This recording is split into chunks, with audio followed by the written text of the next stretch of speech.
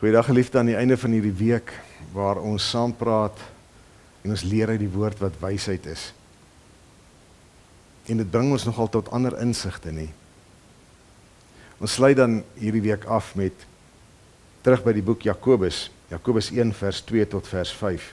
My broers, julle moet baie bly wees wanneer allerlei beproewings oor julle kom, want soos julle weet, as julle geloof die toets deurstaan het, stel dit julle in staat om te volhard. Die volharding moet eindtyd volgehou word, sodat julle tot die volle geestelike rypheid kan kom, sonder enige tekortkoming. As een van julle wysheid kortkom, moet hy dit van God bid, en hy sal dit vir hom gee, want God gee aan almal sonder voorbehoud en sonder verwyte.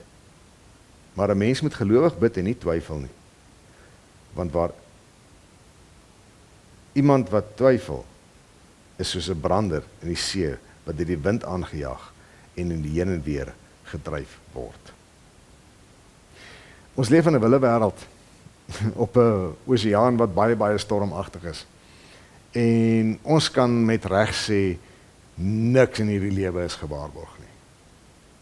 Nie van die ketel wat jy vandag koop, gaan nog oor 'n jaar werk, tot ons eie geloof en wens dat die dag van môre vir ons sal aanbreek nie. Niks van dit is gewaarborg nie. Al wat ons kan doen, sê ons ook baie keer dan vir mekaar, is om te hoop vir die beste. Maar in hierdie teks kom ons iets agter dat daar iets is wat wel gegee is, wat wel gewaarborg is. Dit is die een ding wat as jy in gebed daarvoor vra, God dit gee sonder voorbehoud. En daardie iets is wysheid. Hierdie wysheid wat ons beskryf het die afgelope 4 dae. Wat baie keer dalk in die afgelope 4 dae vir ons by die oordeenkers gevoel het, maar ons is so ontoereikend. Ons kom nie daarby uit nie. Dit is nie wie ons is nie. Dit is nie wat ons altyd reg kry nie. En dan kom hierdie wonderlike ding. As een van julle wysheid kortkom, moet hy dit van God bid. En hy sal dit aan hom gee, want God gee aan almal sonder voorbehoud en verwyte.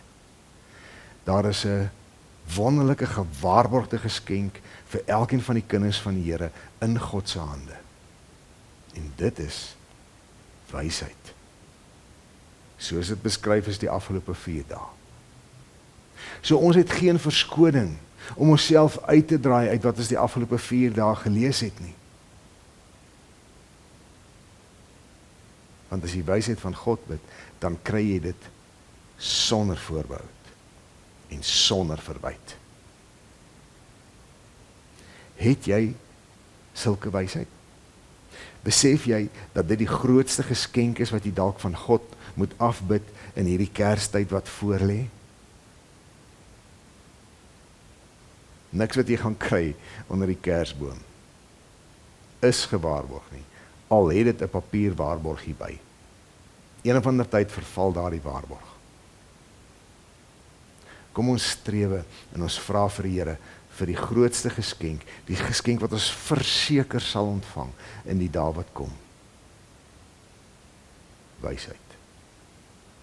En mag daardie wysheid so stylvol in jou lewe na voorskyn kom, dat jy aanloklik kan lewe, vredemakend kan lewe, en jy werklik kan sê, my wysheid het begin, want ek het begin om die Here te dien. Shalom.